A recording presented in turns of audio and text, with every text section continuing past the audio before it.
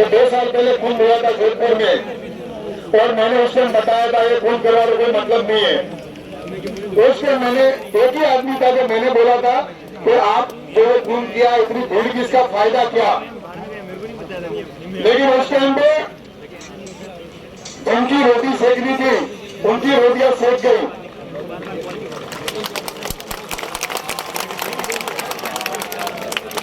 और आप लोग ने उस टाइम यूज किया, आपको वापरा। अब समाज को नहीं वापरने का है, अब समाज को वापरना नहीं है, अब हमको उनका हक लेना है। मैं उन नेताओं से भी बोले ना कि जो आज समाज के ऊपर झूठ के तुम राजनीति करते हो, जब तुमको लगा था कि हमारी कुर्सी जा रही है, हमारी सीट जा रही है, तब तक तुमने समाज का बहुत उपयोग किया, और जब समाज को जरूरत पड़ी तुम समाज के साथ नहीं हो। आज मैं वर्तमान मंत्री उदाहरण निवासी से कहना चाहता हूं, आप सरकार में मंत्री हो, ऐसी क्या तुम्हारी परिस्थिति, ऐसी क्या तुम्हारी ये है कि आप बोल नहीं सकते हो सरकार के सामने। अरे ठुकरा में तुम्हारा एमएलए पद और ठुकरा में तुम्हारा मंत्री पद,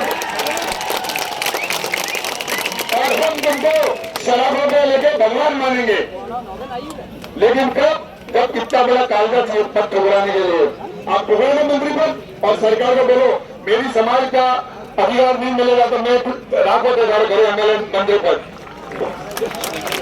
तब तो हमको लगेगा कि वास्तव में समाज के लिए तुमने कुछ किया है। पिछले 30 सालों से समाज का 30 सालों के समाज का संघर्ष कर रही है समाज, लेकिन 30 साल में समाज को कुछ नहीं मिला। दोनों पार्टी से नहीं मिला, मैं पहले कांग्रेस से हूं, दोनों पार्टी से कुछ नहीं मिला। और रामलाल जी मैं आपको बोलता हूं, अगर अभी समाज और नेता लोग नहीं सुनते हैं तो आप तैयार हो तीसरा मोर्चा के लिए। जब तक आप तीसरा मोर्चा नहीं घोषणा करोगे और तब तक माँ जब तक नहीं दूध पिलाती जब तक बच्चा रोता नहीं है, जब तक तुम बोलोगे नहीं तो कुछ देने वाले नहीं है। ये अपनी रोटियां सेकते रहेंगे और जैसे कि एक तवा माते एक रोटी एक पाएगा तो रोटी पलट रही है। अब रोटी पलटने का टाइम आ गया है, तो आप रोटी पलटनी पड़ेगी। और मैं ये भाई साहब आए महाराष्ट्र से, मैं महाराष्ट्र का जो चुनाव लड़ गया एमएलए का, इस बार आंदोलन हुआ था मराठा समाज का, उस आंदोलन के अंदर 10 मांगे थी लालजी भाई साहब, लेकिन उन्होंने आंदोलन किया।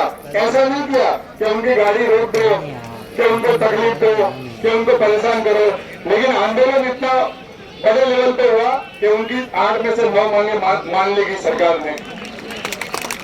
अब वो कैसे मांगे, आखिर तो दे सकिए, कानून है कि जब उनकी बातें मांग सकते हैं तो हमारी क्यों नहीं असुझी।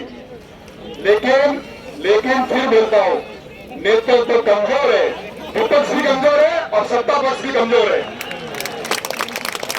हमने तुम्हारे को जिताया, हमने तुम्हारे पे हर जगह तुमने हमारे को आवाज दी, हम तैयार हो। आज भी कोई बिगड़ा नहीं है, अभी भी कोई बिगड़ा नहीं, तुम हमारे भाई हो।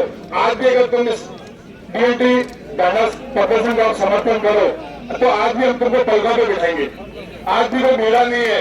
लेकिन अगर इस बार अगर तुमने साथ नहीं दिया समाज का, तो समाज जाग गई है, आने वाला युवा जाग चुका है। अब रील इंस्टा चलने वाला नहीं है, धरातल पे जो काम होगा वही दिखेगा। और इस बार अगर आप नहीं समाज का साथ दिया तो आने वाले 3 साल के बाद भूल जाना, समाज आपके साथ नहीं रहेगी। और भाई साहब आप जितने भी पंडाल में आए हो, ये संकल्प लेके जाओ। लास्ट में उनको बोलोगे ना सांडेसर माधव में कि माधव जी फोटो मेरे, इस बार आप संकल्प लेके जाओ। अगर समाज का बच्चा और समाज का युवा का साथ नहीं देती है समाज, तो तुम्हारे माधव जी पूछे क्यों साथ देते जो बनाते हो।